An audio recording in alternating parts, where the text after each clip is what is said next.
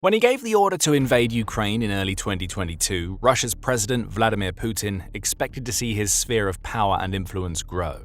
Some say he hoped to rebuild the Soviet Union bit by bit, starting with Ukraine before moving on to other territories, establishing himself as some sort of supreme leader, not just of Russia, but of numerous other nations too. Now, nearly 4 years later, the opposite is occurring.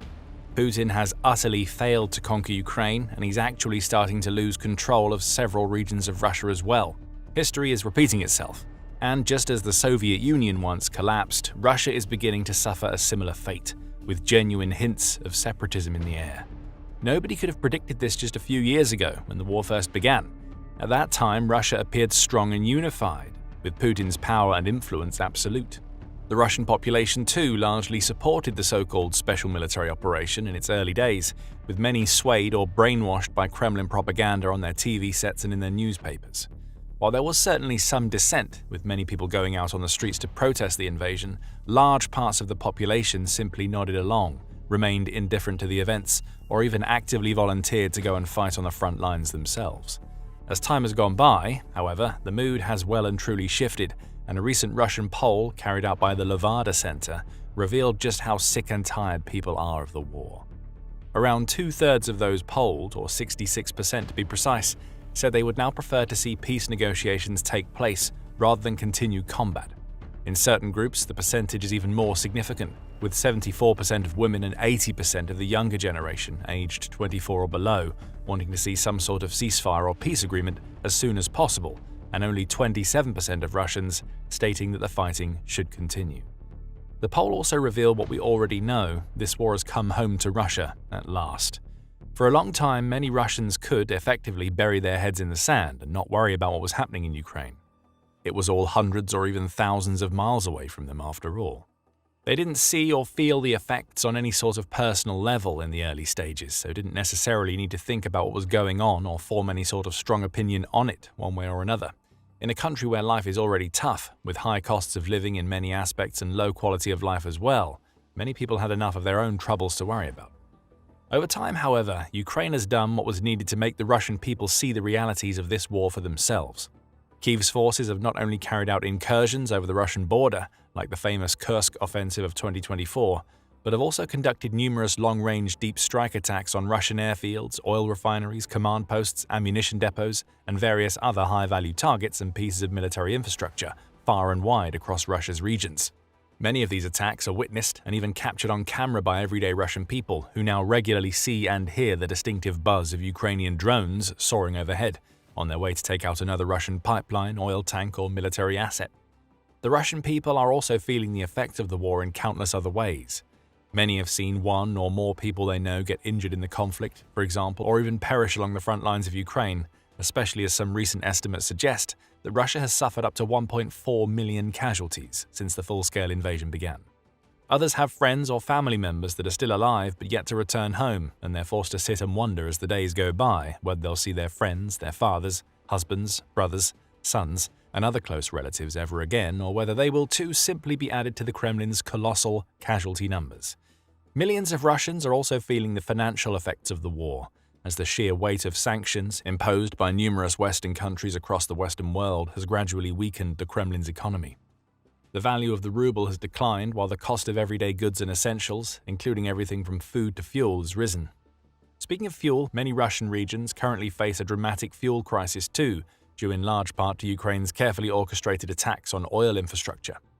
As a result, hundreds of gas stations have been left with no other option but to close down, and others have felt forced to impose strict limits on how much fuel each customer can purchase. In short, even for those who haven't actually lost anyone or been directly impacted by the war, it's still indirectly making their lives harder, with the money they earn and save worth far less than it once was, and countless personal freedoms, from freedom of travel to freedom of speech, restricted by the Kremlin.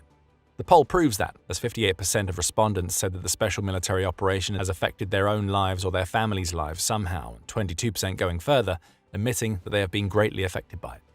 And in some of Russia's regions, these angry, tired, and frustrated people are not simply sitting around and feeling sorry for themselves. They're actively starting to take action, leading calls for some sort of rebellion or movement to separate themselves and their lands from the rest of Russia, to cut ties with the Kremlin once and for all. One of the regions where this is taking place is the Sakha Republic, also known as Yakutia. The Sakha Republic is the largest federal subject of Russia by area and also the world's biggest country subdivision, covering more than 3 million square kilometers or close to 1.2 million square miles. It extends across a vast swathe of Russia's Far Eastern Federal District and is home to the city of Yakutsk, which famously holds the world record as the coldest major city on the planet. Originally home to various native and migratory peoples, the region was colonized by Russia in the 17th century. There has always been an undercurrent of resentment flowing through this part of Russia, with many people here angry at how their land has been treated by those in positions of power in Moscow. Evidently aware of this fact, Putin has gone to great lengths to exercise total control over the region and quell even the faintest possibilities of any uprising. He has used various legal reforms and imposed restrictions to constrain the republic's autonomy, and in 2016, he even set up a state program called Far Eastern Hectare, offering Russian citizens their own plots of land if they are willing to migrate to the Far East region. It's no surprise that Putin wants to keep a firm grip on the Sakha Republic, as the region is immensely rich in precious natural resources. It's home to one of the largest and deepest open-pit diamond mines in the world, the Mir mine, where diamonds were first found in 1955. The biggest diamond ever mined in Russia was also found there, earlier this year, measuring up at an astonishing 468 carats. Sakha is also rich in gold and gas, producing billions of dollars for the Russian economy every year, despite the fact that many of its people rank among the nation's poorest, struggling to get by, living in primitive housing and meager conditions. Thousands of people from this part of Russia have also fought and died in the war with Ukraine in far greater quantities than those from the richer regions. In fact, estimates suggest that around 40 times more Yakuts have been killed and wounded in Ukraine compared to soldiers from the Moscow district. This just goes to show the dramatic imbalance in the makeup of Putin's army, with so many people from poorer, neglected regions effectively forced to fight, while those in wealthier territories have the luxury of staying at home and continuing to enjoy their hefty salaries and comfortable lifestyles. Dealing with neglect and adversity for generations, the Sakha region of Russia has, in effect, become a powder keg, just waiting for a single spark to set the whole thing ablaze. Now it appears that the war in Ukraine could be that spark, and the entire region may be ready to blow, with a local member of parliament, Alexander Ivanov, recently making the bold move of openly discussing the region's need to separate itself from the rest of Russia. Speaking in September, Ivanov called for unity among all the many indigenous peoples that have been victims of Russia's colonization over the ages. He appealed directly to the likes of Tatars, Sakha people, Kumyks, Avars, Mari, and others to stand together as one against the Kremlin, bravely stating, "We have a common enemy, the Moscow colonizers, and we are not enemies of each other. Conflict between republics and indigenous peoples must not be allowed. This is exactly what Moscow wants. It is the foundation of its colonial power." The MP went on to urge a spirit of unity among the various people and cultures of Russia's eastern regions, encouraging them to overlook factors that may have been dividing them in the past, like religion, origin, and geographic barriers, and come together to face their common enemy side by side. Ivanov also cited the recent mass protests in Russia's Republic of Altai, where thousands of people have taken to the streets to make their voices heard. In this region too, Putin and his Kremlin cronies had been attempting to exert dominance and control, initiating various legal reforms and constitutional amendments that effectively eliminate local self-governance across the republic, taking power out of the hands of the indigenous people who have lived there for centuries and transferring it to higher-level authorities, loyal to the Kremlin cause. Fears are also rising that the Kremlin may have a more long-term goal to merge the Altai Republic with the neighboring Altai Krai region, which would take even more control and autonomy away from the Altai people.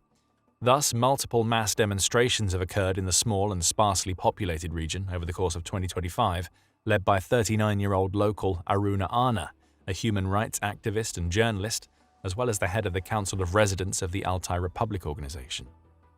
Unsurprisingly, the Kremlin has cracked down on Anna, with Russian forces detaining her on September 24th on trumped-up charges of incitement of terrorism.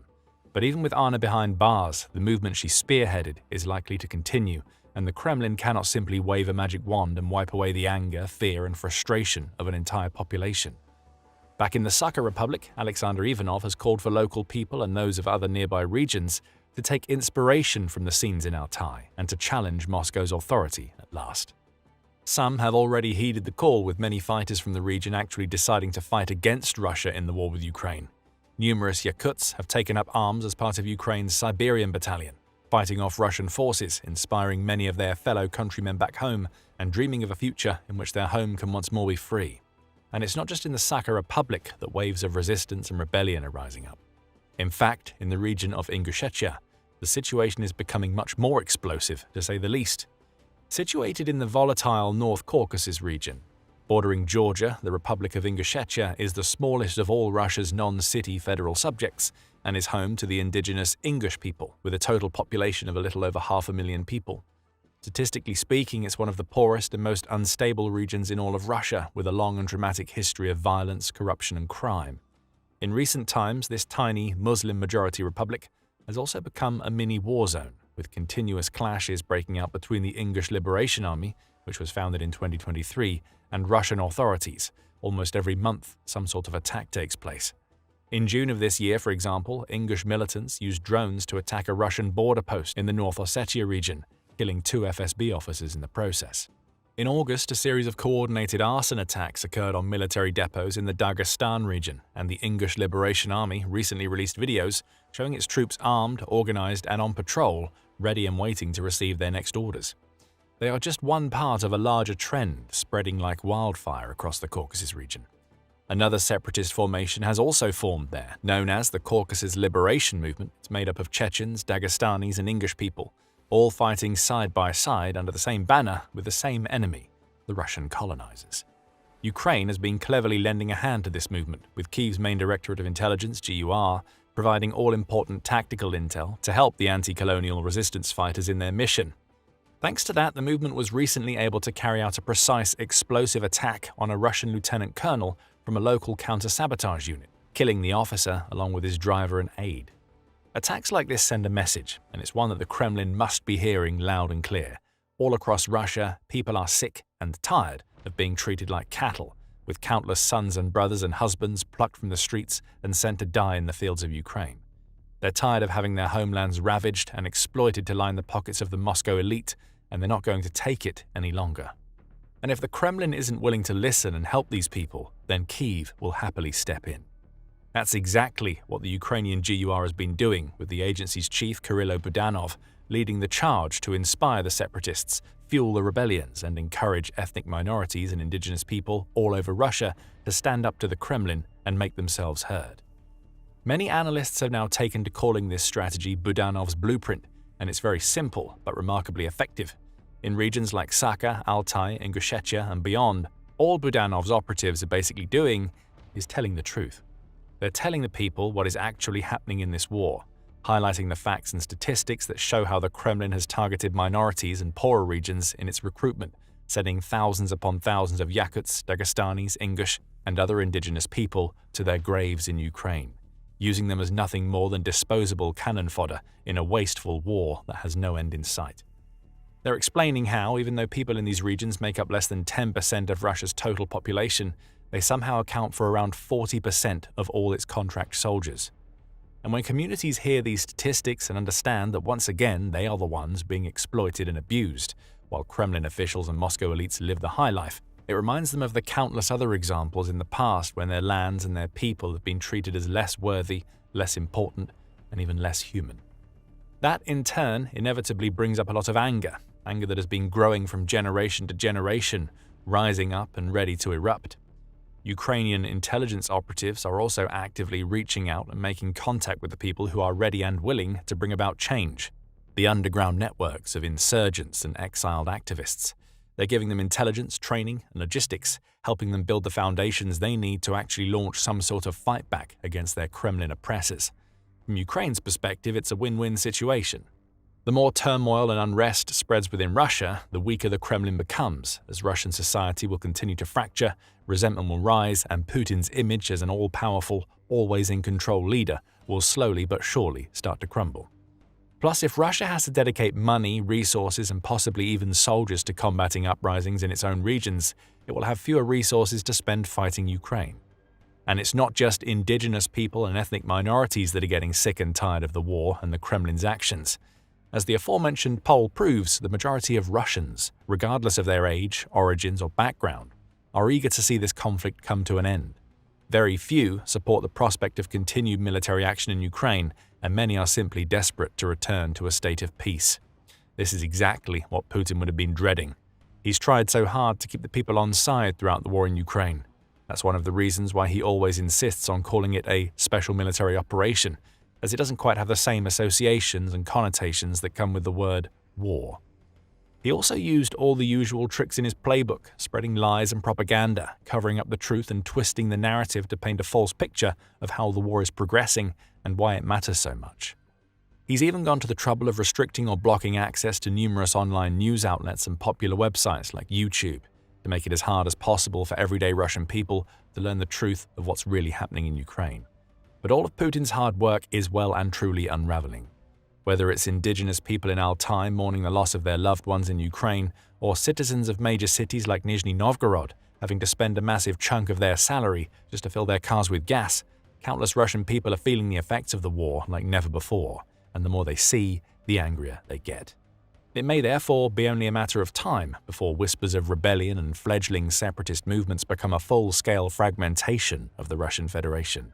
Russia's Ukraine war has been a failure. On every conceivable level, Vladimir Putin has failed to achieve the objectives he had laid out for his supposed special military operation. Russia even failed right from the beginning, as it didn't take Ukraine in the 3 days Putin had initially expected, but that failure was only the start.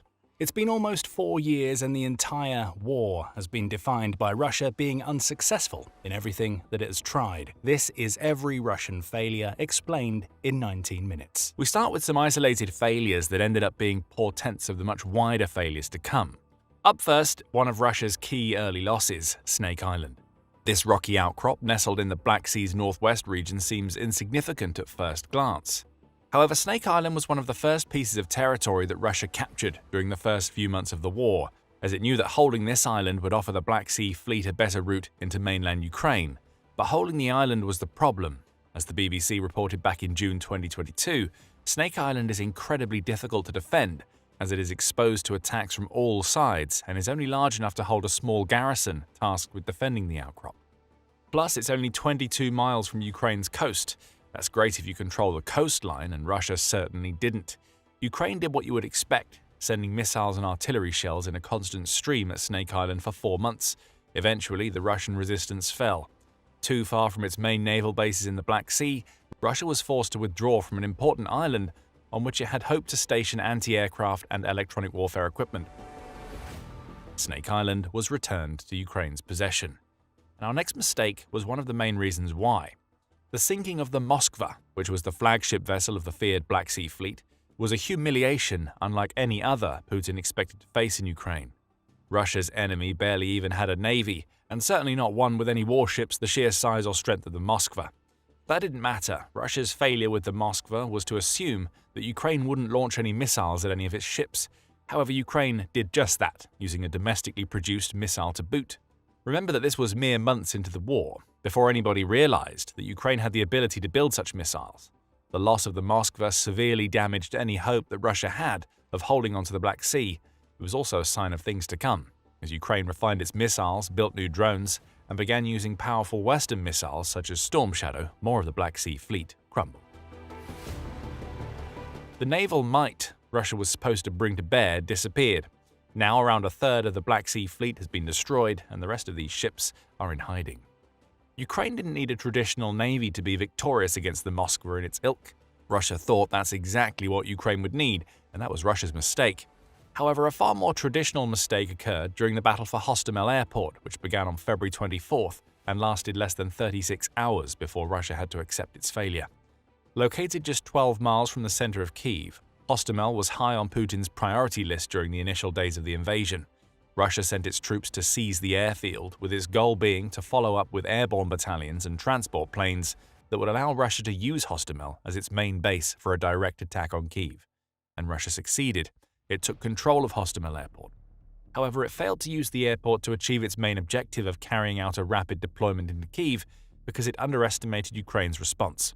Ukrainian artillery units managed to delay Russia's elite airborne units long enough to delay the capture of the airport and prevent Putin's desired rapid advance into Kyiv. Beyond artillery, Ukraine used every obstacle at its disposal, including large trucks and the burnt carcass of a downed Russian Ka-52 Alligator, to block runways and prevent Russia's airborne units from making use of them. The delays caused by this approach were enough to stop the immediate attack on Kyiv. Ukraine quickly organized a counterattack against the 300 Russian occupiers who could no longer be reinforced by the 1,000 soldiers Russia intended to send into Hostomel Airport via air transport. Trapped, those Russians were largely destroyed, and though reinforcements eventually did arrive to take Hostomel Airport for Russia once more, the damage was done. The airport was practically unusable after the battle because Russia, as it has done throughout the war, made the mistake of underestimating its enemy. All three of these incidents stem from that mistake. Russia underestimated Ukraine constantly during the first few months of the war, and it paid the price every time. You can learn more about these three mistakes, along with others, in a video we published back in November 2023. For now, it's enough to know that these early Russian failures were just a sign of things to come for the rest of Putin's invasion. Next up, we move on to one of Russia's most recent failures, taking Pokrovsk.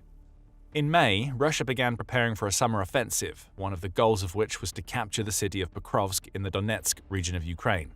That city had long stood as a fortress, as well as a vital logistical hub for Ukraine's soldiers in Donetsk and the wider Donbas region. With its capture, Russia would be in the perfect position to take the rest of Donetsk and finally accomplish one of the main goals Putin had for his invasion.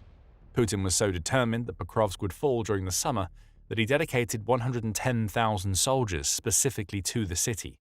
And Russia enjoyed some success during the summer, at first. Using a new strategy involving the deployment of small infiltration units, Russia captured several small settlements around Pokrovsk. It also formed a narrow salient leading toward the city, placing Pokrovsk on the edge of falling. Ukraine responded, sending in the Azov Brigade to organize its defending troops. Ukraine closed the salient and spent the latter half of the summer retaking much of the territory it had lost around Pokrovsk. Russia's troops, battered, exhausted, and too few in number due to the small unit strategy they had employed, were unable to defend what they had captured. As Euromaidan Press declared on October 20th, Pokrovsk is mission failed for Putin. The city didn't fall by the end of the summer, and it still stands today. Since August 21st, Russia has lost 13,945 of its soldiers in the assault on Pokrovsk, along with dozens of its tanks and armored vehicles. Keep that armor in mind, we'll be getting to Russia's failure in that department later in the video. Putin has a deadline of capturing the entire Donbas region by the end of winter, Euromaidan Press says.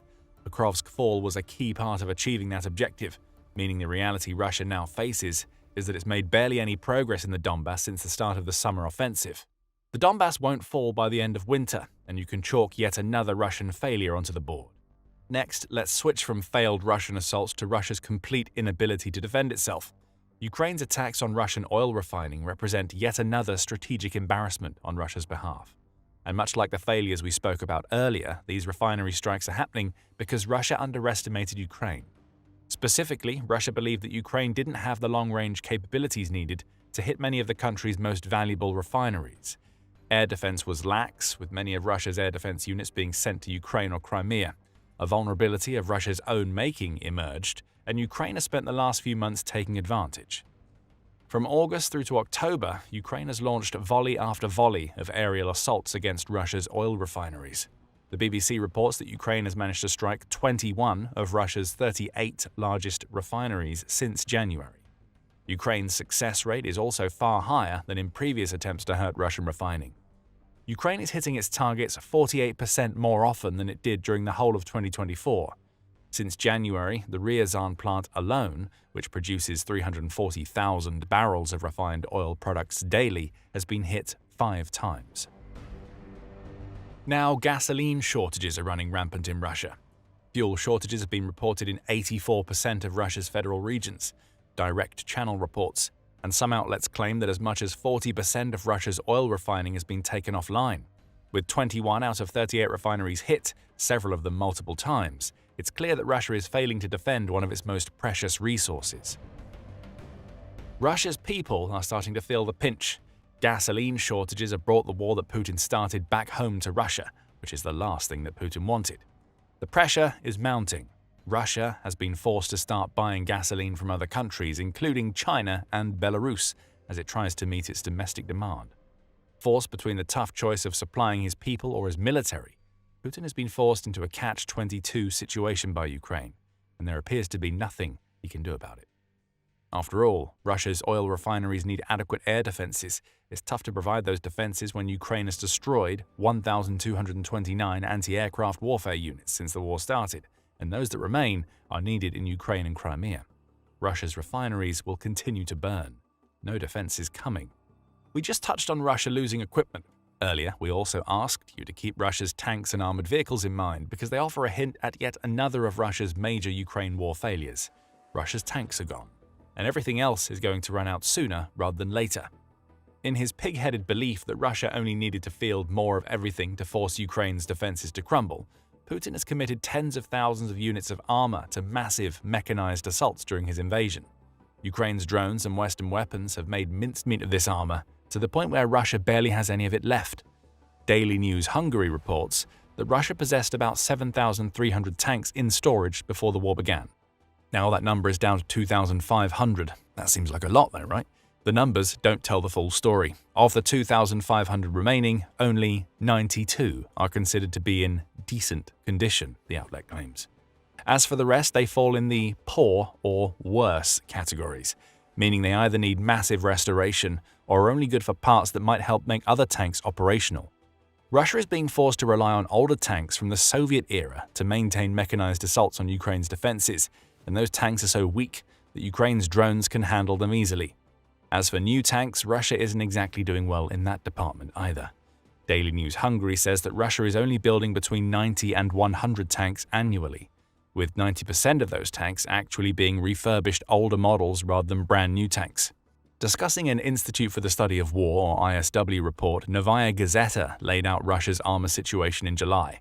It says Russia only has 46% of its pre-war tank reserves left, along with 48% of its armored personnel carriers and 42% of its infantry fighting vehicles. Remember that most of these vehicles are in terrible states of disrepair. The ISW suggests that Russia will have depleted its remaining armor reserves by the end of 2025, the outlet claims. So Russia is struggling with armor thanks to its many battlefield mistakes. It's not doing well with the rest of its weapons either. As the Kyiv Independent reported in July, Russia is buying as many weapons as it can from its foreign partners, including 250,000 tons of explosive materials in 2024 and 119,000 tons of the same types of materials by the halfway point of 2025. Russia isn't just running out of tanks, it's running out of everything thanks to its own mistakes, as you'll discover if you check out our video covering the state of Russia's stockpiles. But why is Russia running out? Battlefield mistakes played a huge role, but mistakes made during weapon production also have their part to play. Yes, our next Russian mistake happened long before Putin invaded Ukraine, and it's affected everything that Russia has tried to do since. The simple fact is that Russia is making terrible weapons, and they're not good enough to ensure it will win the war. As far back as September 2022, the Asia Times was asking the question of whether Russia's weaponry was mainly junk. The outlet notes that Russian weapons, though never known for being flashy, were always reliable and effective during the Soviet era. If Russia had maintained the Soviet-era weapons it's now using in Ukraine, they could even have made more of an impact than they ultimately have. However, the fallout from the collapse of the Soviet Union gave Russia an economic shock, and weapons development was one of the victims. Russia bounced back on the spending front, but it failed to do what it needed to do to build a competent armory. Equipment wasn't maintained or upgraded, the Asia Times says. Money would go first to prestige items, and only after that to improving older hardware. For example, improving armor and fire control systems on tanks was very slow going. Important upgrades, including active protection systems, was never implemented, the outlet reports. Russia, which for so long focused on function, instead switched its attention to flash. That was a mistake, and its weapons have suffered as a result. Action on Armed Violence adds that endemic corruption in the Russian defense industry has also played a role. It says that the industry has limited oversight, allowing oligarchs, Putin very much included, to profit from bribes and expensive contracts. Pockets have been lined, but the weapons coming out of this corrupt industry aren't up to the standard Russia needs them to be to defeat Ukraine. Again, we published a video diving deeper into the reasons why Russia's weapons are so bad, so check it out if you want the full story. For now, we'll move on to yet another Russian failure, allowing so many of its soldiers to die. Or perhaps more accurately, forcing those soldiers into meat assaults that have led to a massive casualty rate. Many of the mistakes we've already mentioned, especially the poor state of Russia's weapons and its armor losses, combine with this meat assault approach to the point where Russia has experienced over 1.1 million casualties as of October 14th. The UK's Ministry of Defence adds that Russia is once again losing over 1,000 soldiers per day after a brief period during the summer where it managed to drop below that landmark number. Here, Russia's insistence on maintaining a high operational tempo, even as scores of its troops are killed by Ukraine's drones and other defences, is the big mistake. Russia refuses to reinvent its strategy. It seems that blood sacrifice on a scale not seen for decades is a feature, rather than a failing of the Russian military to Putin. Finally, there are 3 Russian failures that go beyond the war in Ukraine and will affect the country for decades to come. Russia is in a weakened strategic position, it has strengthened NATO, and it's quickly running out of money. On the strategic front, one of Putin's goals with the Ukraine invasion was to claim a huge chunk of territory that would allow Russia to present a greater threat to Western Europe. But now, over 3.5 years into the war, Russia is being forced to rely on hybrid warfare attacks and aerial provocations to remind Western Europe that it could still pose a threat. As The Conversation noted in an October 13th article, these provocations are more a signal of Russia's weakened position than they are of the country's strength. They are happening, the outlet claims, because Russia's offensives in Ukraine are weakening, and Putin needs to do something to distract the rest of the world away from that fact. What we're seeing right now, The Conversation adds, is a time-tested Russian strategy that is always a signal that it's ready to back down. A misunderstood element of Russian strategic doctrine is the concept of escalating to de-escalate. Although this tactic is most commonly applied to nuclear strategy, it applies to all aspects of Russia's strategic doctrine, the outlet reports. Putin is using this approach to try to pivot toward a diplomatic solution to the war he started, likely a peace agreement. But that pivot alone is a Russian failing, as Putin is now attempting to use false force rather than real power to get what he wants, and those he's targeting outside of Ukraine know it. Speaking of those outside of Ukraine, that brings us to NATO. If Russia believed that it will be able to cow NATO into reducing its strength due to its actions in Ukraine, it's been sorely mistaken. After the 3-day invasion failed, NATO has only grown stronger in the years since. The collective defense organization has new members in the form of Sweden and Finland, both of which joined after decades of semi-neutrality because of what Russia is doing in Ukraine. In particular, Finland's decision to join puts another NATO-aligned nation right on Russia's border, which is what Putin was trying to avoid with the takeover of Ukraine. The Atlantic Council adds that NATO isn't backing down from the provocations we mentioned earlier. When Russia started sending drones and fighter jets into NATO airspace, several members of the organization responded by saying that they're going to shoot these aerial assets down if Russia tries again. Even US President Donald Trump, who had been a NATO skeptic for years, now seems to be supporting the organization in a way that Putin never expected. Russia thought it could weaken NATO. It failed, and NATO is now as strong as it's ever been. And that leads us to the last Russian failure of the 3 we just mentioned. Almost 4 years of a war that Russia never expected it would have to wage have had a devastating impact on the country's economy. Now the country has a deadline for when it needs to win in Ukraine, and it's 18 months from now. On October 16th, Peter Helm, writing for Euromaidan Press, reported that Russia has just $40 billion left in its National Emergency Fund, after previously having $145 billion. Putin has been dipping into this fund constantly to keep his invasion going, and he won't be able to do it for much longer, Helm says. He reports on comments made by the CEO of Ukraine Industry Expertise, Volodymyr Vlasyuk, who says, "Now the situation is critical. They cannot finance the war at the present intensity for a long time." War spending has exceeded all of Russia's past projections, Vlasyuk adds, as he notes that Russia will spend 38% of its federal budget on the fight in Ukraine in 2026 and may spend up to $229 billion in 2025 alone.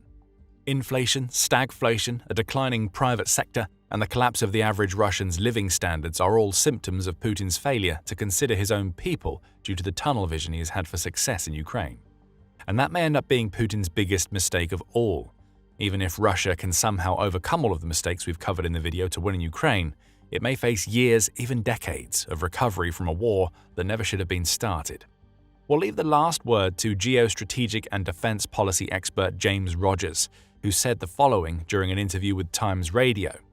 "In some ways, the Russians have not done very well. I pointed out they've seized only about 1% of Ukraine's territory over the last year. That's, frankly, pathetic in some respects. Lots of people have died. A lot of money has been spent on both sides. That's tragic. Money may be the root of all evil to some. But it could end up being the lack of it that collapses Russia after all of the mistakes we've covered today. When Russia invaded Ukraine, one of the collective West's immediate responses was to impose sanctions on Russia. It's taken several years, but those sanctions look like they're finally doing what they were always intended to do. Those sanctions, combined with Russia's insane spending on the Ukraine war and the simple fact that Ukraine has defended so ably for almost 4 years, have placed the Russian economy on the brink of destruction. And Ukraine may not have to wait much longer for Russia to go from being on the brink to falling into an economic chasm from which there is no escape. Russia has a ticking time bomb that threatens its very existence, and it only has as little as 18 months max to defuse that bomb before its economy hits the breaking point. That's according to economist and CEO of Ukraine Industry Expertise, Volodymyr Vlasyuk. On October 16, Vlasyuk told Euromaidan Press, in no uncertain terms, that Russia's economic collapse is imminent unless the Kremlin does something drastic to change its course. Now, the situation is critical. Vlasyuk, who has traced Russia's economy since the beginning of the invasion, claimed. They cannot finance the war of the present intensity for a long time. And there are a trio of issues that are causing major problems for Moscow right now. First, there's Russia's budget deficit, which has quadrupled. That deficit is ballooning out of control, and not even Russia seems to be able to keep track of it. In August, the Moscow Times highlighted this fact in a report where it noted that Russia has already blown past its budget deficit estimate for 2025 just 7 months into the year. The deficit was $61.1 billion by the end of July, the outlet reports, which is already a long way ahead of the $46.99 billion Russia had planned for the deficit to be by the end of 2025. Weaker oil and gas revenues were blamed for this higher deficit, and those will be covered in a moment. However, the Moscow Times adds that several analysts believe that Russia's runaway spending on the Ukraine war is what's really to blame. One of those analysts, named MMI, said that Russia would have to slash its annual expenditure by 20% to come close to recovering some of the deficit. That wasn't going to happen, as Vladimir Putin continues to pour good money after bad into a war that Russia shows no sign of winning anytime soon. By September, Free Policy Briefs was reporting that the spiraling deficit has become the central challenge for Russia's economy in 2025. Records have been broken by the figures the Moscow Times reported, which are 129% higher than Russia's full-year target, Free Policy Briefs adds. Such a major gap threatens to drain Russia's reserves, which is another issue that will be addressed in a moment, and could potentially push Russia into issuing more debt that will only make the deficit worse over time. Bear in mind that Russia would have to pay interest on any debt that it incurs to shorten its budget deficit, as Brookings highlights. That means Russia would be trading one economic problem for another if it isn't able to increase its national revenue to the point where it can lessen the deficit.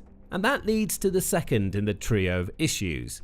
Russia can't generate enough revenue to deal with its deficit. Compounding Russia's deficit issue is that it simply isn't making enough money from its oil and gas sales to rectify the problem. This is evident in the impact that Russia's oil revenues are having on the country's federal budget. As the Oxford Institute for Energy Studies notes, Russia's oil and gas sales make up anywhere between 30 and 50% of the federal budget in any given year. Those sales also contribute a staggering 20% on average to Russia's gross domestic product, or GDP, annually. But now, as Euromaidan Press points out, Russia's oil sales amount to barely 20% of the country's federal budget, which shows one very important thing. Russia isn't making enough money from its oil to support Putin's Ukraine war spending. At least, it isn't anymore. For the first few years of the war, Putin was able to get around many of the sanctions placed on Russian oil by using his country's ever-growing shadow fleet of ships. That strategy could only work for so long as price caps were implemented, and Russia's main customers, namely China and India, used their positions to gain leverage, which meant Russia had to sell what oil it could for far less than it wanted. Now, the combination of Western sanctions and Ukraine's constant drone and missile strikes against Russia's energy infrastructure are starting to pay off. On October 14, Reuters reported that Russia's oil and fuel export revenue declined to $13.35 billion in September. It's less than the $13.58 billion Russia generated from these products in August, and that's even with Russia selling 5.1 million barrels of crude per day, which is the most it sold during a single month since May 2023. These higher crude sales can be explained by Russia only selling 2.4 million barrels of refined oil products per day thanks to Ukraine's refinery strikes. So, Russia is being forced to sell more of a cheaper product and less of a more expensive product, which is cutting into the country's oil revenues. Chatham House said in September, the West could really make Russia feel the pain by tightening price caps to the point where Russia would essentially be selling its oil at a loss. While Russia's shadow fleet customers aren't bound by these types of price caps, they can use them as leverage to get lower prices themselves, which still hurts Russia's economy. The outlet's suggestion has come true since the publication of its article. The UK and EU price caps on Russian crude have since dropped from $60 per barrel to $47.60 per barrel. That's more pressure on Putin, and it's pressure that's forcing Russia's leader to do the third of the trio of issues that are plaguing Russia's economy: draining Russia's national wealth fund. That fund is essentially Russia's rainy day money. It's a fund into which Russia can dip into when it needs to cover shortfalls or other budgetary issues related to social programs and the like. Putin, in his single-minded determination to destroy Ukraine, has been pulling billions of dollars out of the National Wealth Fund. This is money intended for the people of Russia. How much Putin has spent depends on the source. Euromaidan Press says that this emergency fund has shrunk from $145 billion before the war started to just $40 billion now. The Moscow Times puts the number slightly lower, claiming in a June article that the fund was down to $36.4 billion by the start of that month. This amounted to the lowest level the fund has been at since 2019. Much of the money, around $6.9 billion of it in May alone, is being spent on state-backed projects, many of which are related to Russia's banking system. Russia has also been withdrawing money to help itself with the budget deficit problem mentioned earlier. This draining of the National Wealth Fund presents a major problem when combined with Russia's declining oil and gas revenues. Those revenues helped to keep the wealth fund topped up before the Ukraine war. Now, the Moscow Times says some analysts believe that the entire fund might be depleted by 2026. In September, the Russian publication, The Insider, agreed the complete draining of these funds would happen within a year, and also pointed out that overall Russian revenue has only risen by 2.8% at a time when the country's expenditures have grown by 21%. This is an imbalance of major proportions. Russia can't keep this up for long if it wants its national wealth fund to survive. Other commentators, including Brian Islin, are more hyperbolic. Russia's national wealth fund, once the Kremlin's pride, now resembles a blown safe after a burglar's visit. Technically, little left to steal, Islin says. The draining of that fund, more than anything else, highlights the cracks in Russia's economic armor because they highlight how Putin is resorting to stealing from the Russian people to finance a war that's lasted years longer than the Kremlin ever expected. Now, any one of these three issues highlighted would be worrying for Russia. All three converging into an economic tornado that threatens to tear up everything in its path is a catastrophe for Putin, and the signs of what will happen to Russia are already in full display everywhere in the country. For one thing, none of the numbers add up for Russia anymore. Mentioned earlier was that Russia's expenditure is growing far faster than the country's revenue. Vlasyuk explains to Euromaidan Press just what this means for Russia going forward. Every economy has its own specific, but we should always look for balance between expenses and revenue, Vlasyuk says. When this balance is distorted, consequences will follow.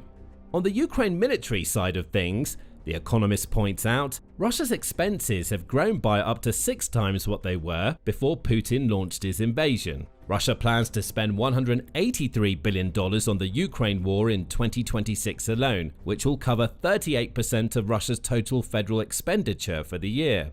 And that's just the figure the Kremlin is providing. Vlasyuk says that the real number may end up as high as $229 billion, which, as with Russia's budget deficit, would be a case of the Kremlin vastly underestimating the cost of maintaining Putin's war.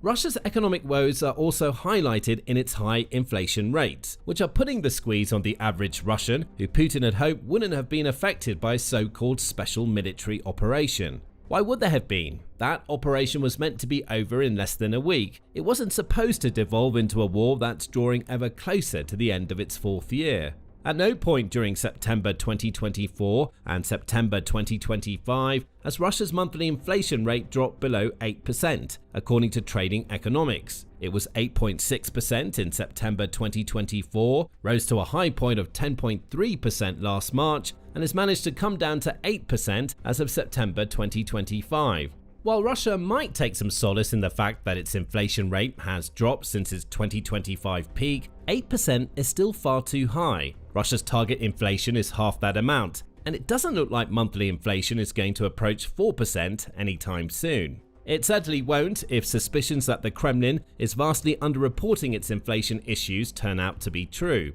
Euromaidan Press says that alternative calculations have shown that Russia's inflation may be as high as 25.6%, driven by a mix of Western sanctions, war spending, and an expanded money supply. Russia has a history of distorting its economic data per Putin's requirements. This is also seen in Russia's interest rates. Russia's central bank chair, Elvira Nabiullina, has lowered Russia's national interest rate to 17% in what some analysts believe was a response to pressure from the country's industrial lobbies. Even a first-year economics student knows that lowering interest rates when inflation is sky high is a recipe for disaster, and that only lends more credence to the idea of an alternative to Russia's official inflation rate that's being hidden from the public.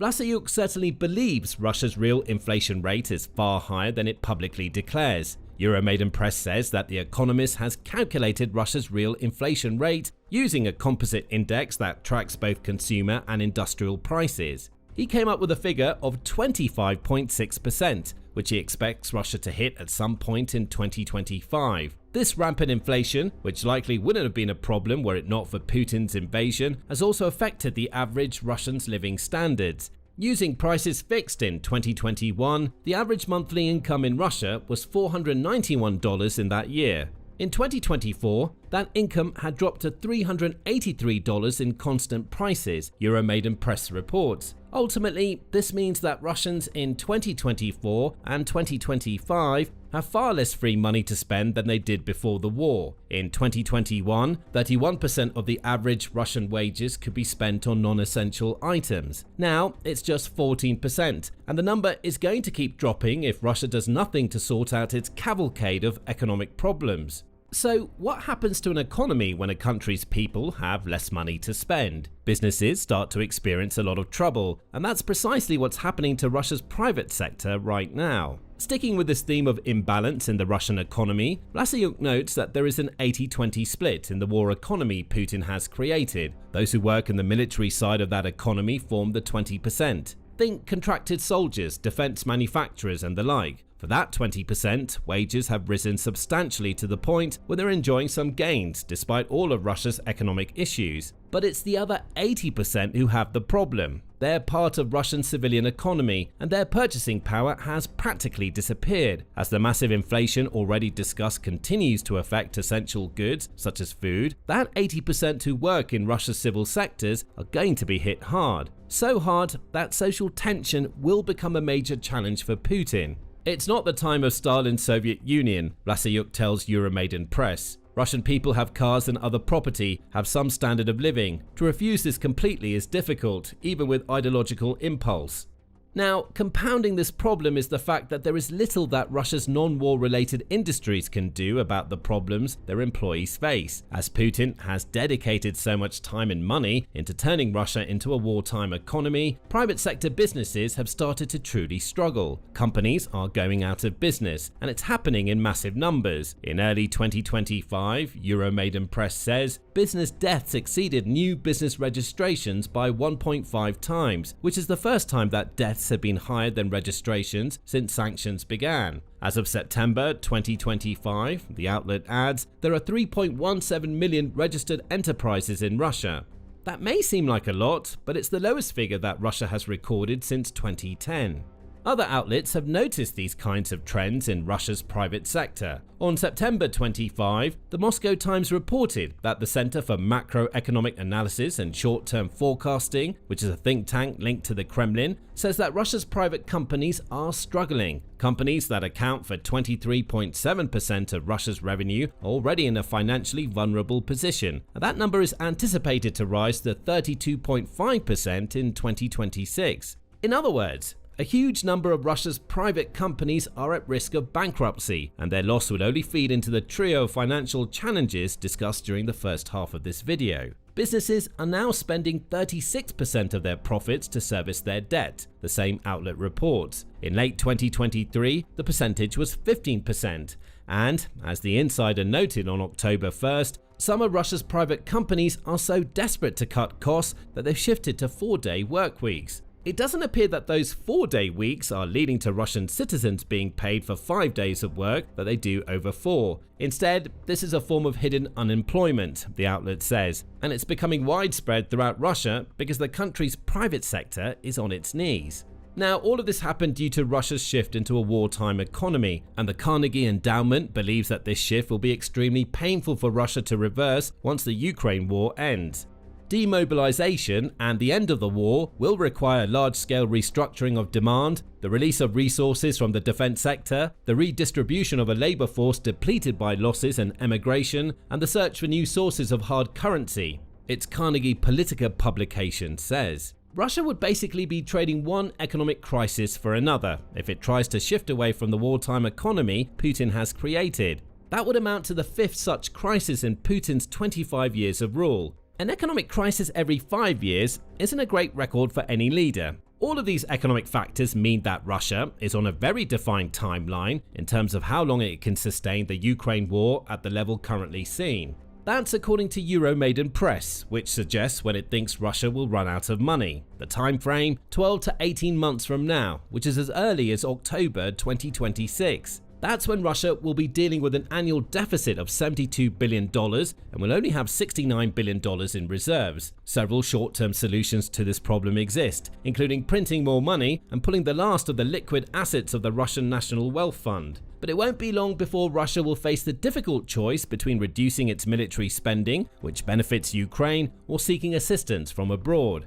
And there's only one country with the financial muscle Russia needs that could help in this situation. That country is China, and it already has said no, at least according to Vlasyuk.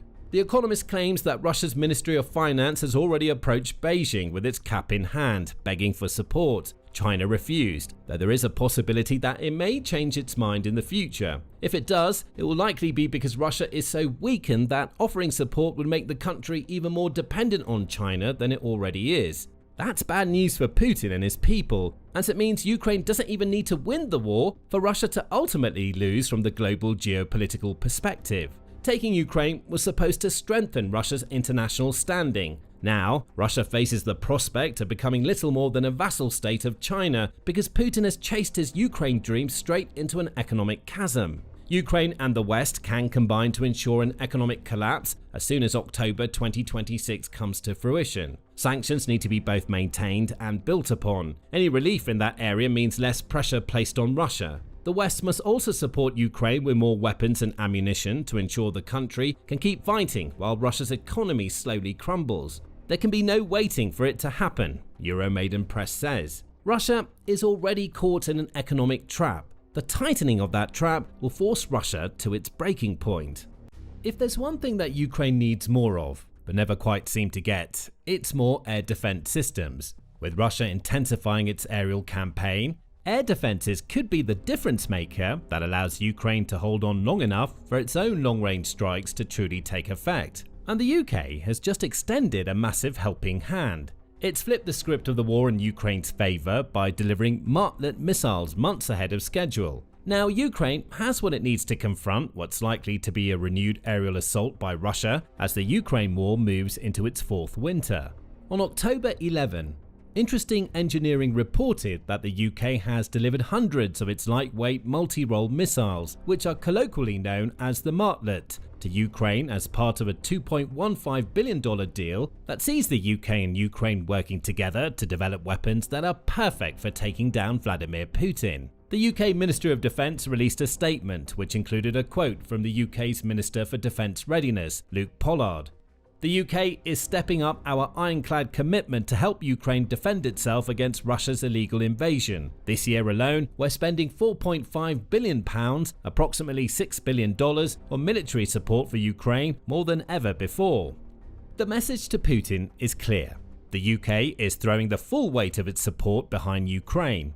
In an October 19 video covering the deal, Wes O'Donnell provides some more numbers. He says that Ukraine is set to receive 5,000 MARTLET missiles, along with a bevy of the rapid-ranger launchers that Ukraine needs to fire them. It appears this initial delivery isn't the full 5,000, though there's a very good reason for that. The UK was supposed to deliver the MARTLETs Ukraine just received in 5 months. Instead, it's roared ahead of schedule to ensure that Ukraine has access to missiles that it desperately needs to defend itself against Russia's campaign of aerial aggression during the winter months of 2025. As O'Donnell puts it, the UK is giving Ukraine a massive bump in short-range air defense capability right as Russia prepares for its annual winter missile tantrum.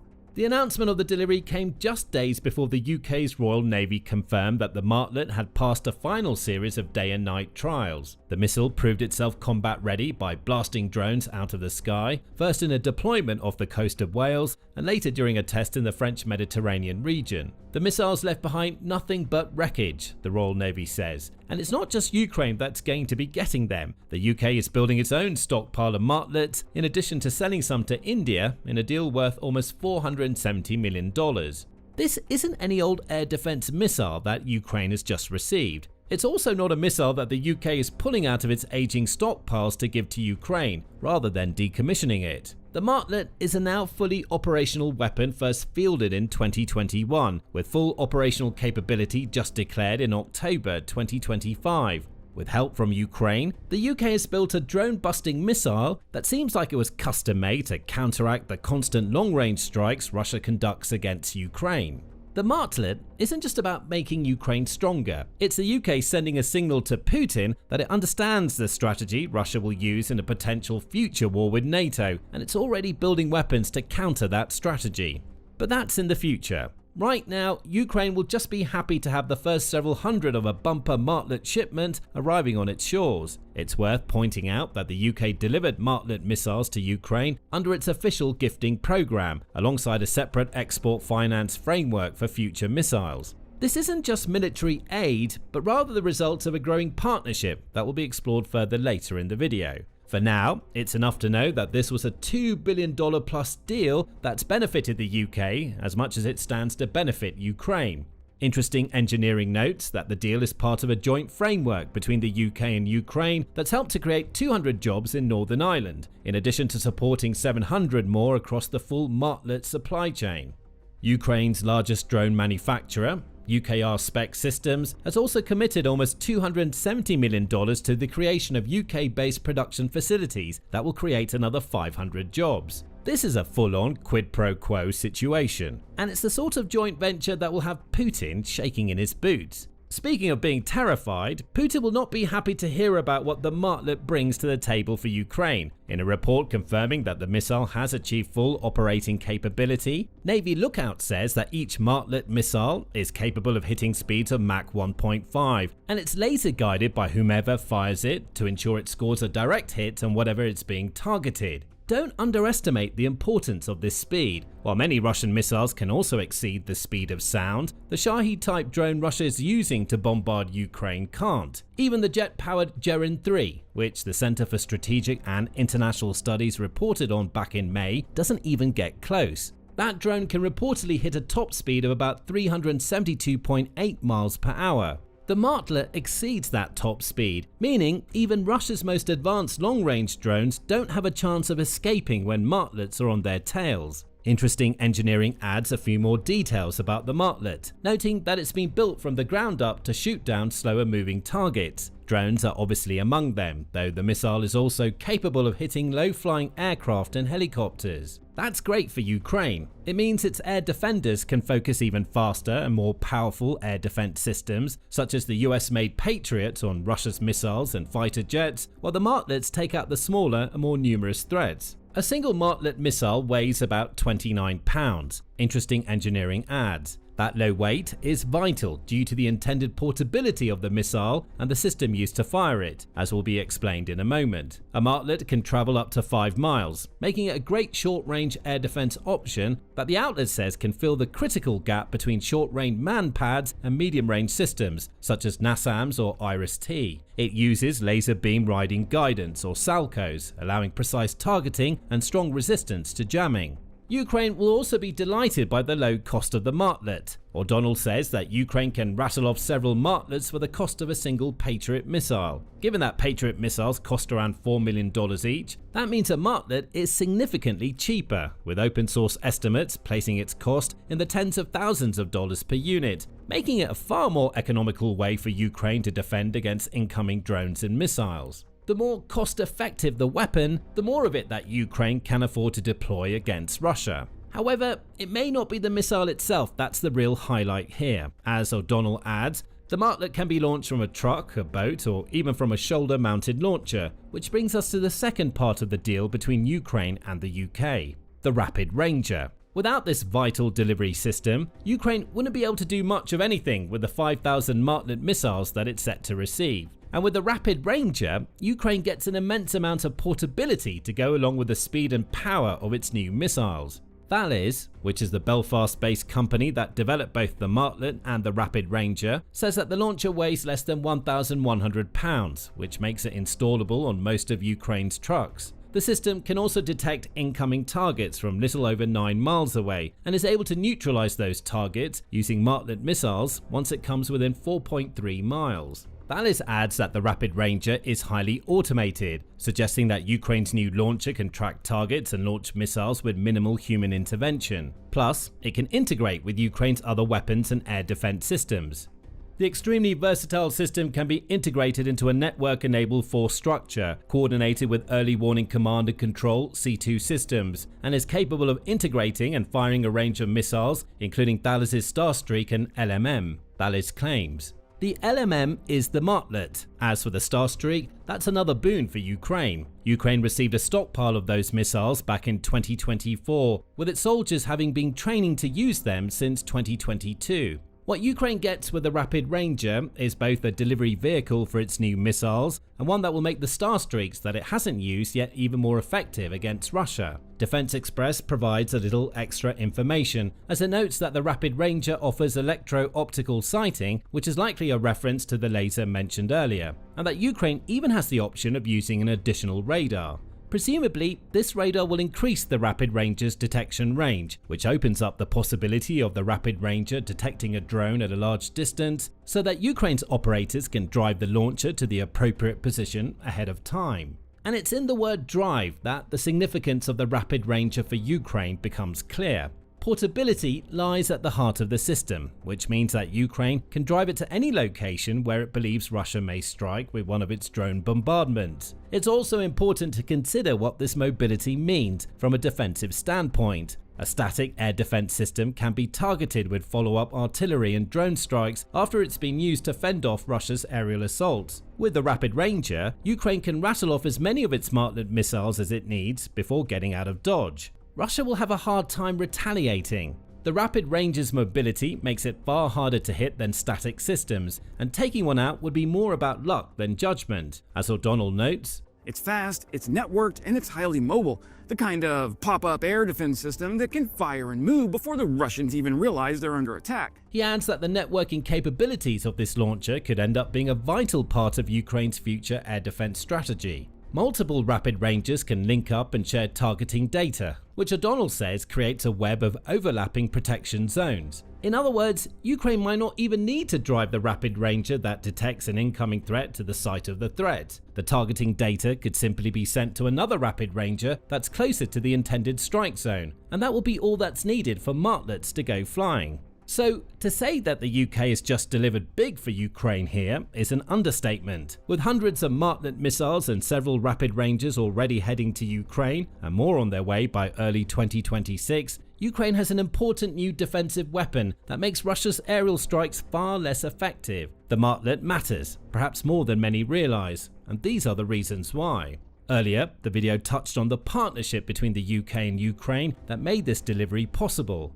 That partnership may be the worst thing to come out of this news from Putin's perspective, because it shows that the UK is all in on Ukraine's survival against Russia. This delivery of MARTLETs is just another example of the strengthening of the relationship between the UK and Ukraine, Interesting Engineering says. And it's also the latest weapon to come out of the two countries' 100-year partnership. Though somewhat hyperbolic in name, the 100-year partnership was always intended to communicate the UK's belief in a future where Ukraine very much exists. The partnership was created in January, with the UK's Prime Minister, Keir Starmer, travelling to Ukraine to make it official. Under the 100-year partnership, the UK will work with Ukraine on advances in scientific and technological products, under which the MARTLET falls. The two countries also have a boosted military collaboration that includes the creation of maritime security framework covering the Black, Baltic and Azov Seas, all of which is designed to combat Russian aggression. The UK has even committed to creating a grain verification system it can use to filter out stolen Ukrainian grain that Russia attempts to import to the UK. As Starmer put it at the time of signing the partnership documents, "This is not just about the here and now, it's also about an investment in our two countries for the next century, bringing together technology development, scientific advances and cultural exchanges, and harnessing the phenomenal innovation shown by Ukraine in recent years for generations to come." The creation of the 100-year partnership was just the first step in the UK voluntarily taking up the mantle of leading other nations in their support of Ukraine. Several other steps have been taken since. For instance, the UK spearheaded the creation of the Coalition of the Willing, which is a collective of Ukraine's European partners. This coalition, beyond supporting Ukraine in its war with Russia, has also claimed that it would like to be responsible for offering security guarantees to Ukraine should an adequate peace deal be signed with Russia. Starmer was very clear about what the creation of this coalition could mean for the future. The UK is prepared to back this with boots on the ground and planes in the air, together with others. Europe must do the heavy lifting, Starmer said in March. Though some might see this as the UK appeasing US President Trump, who was decidedly anti-Ukraine back in March, it goes much deeper than that.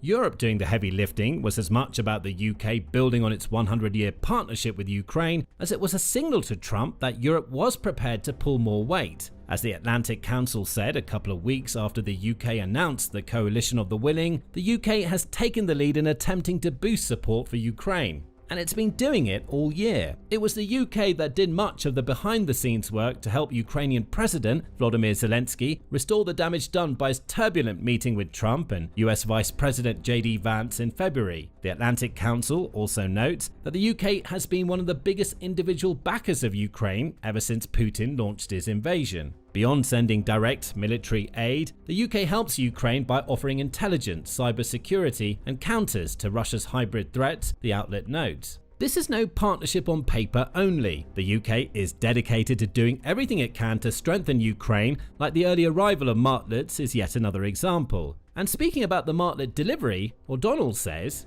"This is industrial diplomacy at its finest. The UK gets to strengthen its defense base, Ukraine gets its interceptors early, and Russia gets explosions." That's just what a good defense partnership is supposed to be about. The UK, by both offering support and following through on its promises, is serving as an example to the rest of Ukraine's allies what needs to be done to ensure Russia doesn't win its war. As O'Donnell adds, Early MARTLET shipment combined with the UK's delivery of Storm Shadow cruise missiles and Challenger 2 tanks has cemented Britain's role as Ukraine's most proactive ally. Who knows? Where the UK leads, others might soon follow, which would only be good news for Ukraine in the future. As for the more direct impact of the early MARTLET arrival, Ukraine has been crying out for more air defense systems for a long time. Back on November 24, 2024, Zelensky was making the point that the protection of Ukraine's skies was absolutely critical if Ukraine were to stand a real chance of winning the war against Russia. At the time, Russia had spent the previous week launching 800 guided aerial bombs, 460 long-range drones, and 20 missiles at Ukraine. It's only gotten a lot worse since. Fast forward almost a year, and Russia's aerial campaign against Ukraine is stronger than ever. On October 17, The Guardian reported that Russia had launched 1,400 glide bombs, 92 missiles, and a staggering 3,000 drones at Ukraine in the period between October 5 and October 12 alone. Compare those to the weekly numbers seen in November 2024, and it becomes evident how clear the escalation is. More than 6 times the number of drones, around 600 more bombs, and 72 missiles in a week shows us that Putin has settled on his new favorite tactic for hurting Ukraine. As the war moves deeper into winter, which leads to ground-based operations becoming less effective, these aerial bombardments are likely to get even more intense. For Ukraine, that means the early arrival of the UK's Martlets couldn't have been timed any better. As O'Donnell points out, Now, this delivery happened at the perfect moment. As winter sets in, Russia traditionally ramps up its drone and missile attacks. They hit power plants, heating infrastructure, and civilian housing. Ukraine needs to be prepared for all of this, which is why it spent so long calling out for more air defense systems. Thanks to the UK, Ukraine will be more prepared than it's been in the past to deal with Russia's winter blitz. And with a little bit of luck, more air defenses may be coming to Ukraine. On October 20, Politico reported that the US and Ukraine are preparing to sign a contract for the delivery of 25 Patriot air defense systems to Ukraine. Those Patriots won't arrive all at once, as Zelensky notes. The difficulty lies in the production queue. A line of countries that have signed relevant contracts will be receiving these 25 systems over the years with different quantities each year, Zelensky said, before adding that the White House can change the queue if there is political will.